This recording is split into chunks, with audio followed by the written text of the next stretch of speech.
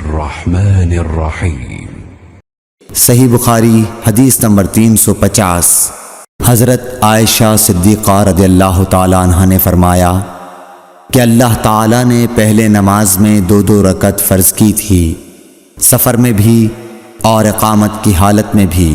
फिर सफ़र की नमाज तो अपनी असली हालत पर बाकी रखी गई और हालत इक़ामत की नमाज़ों में ज़्यादती कर दी गई।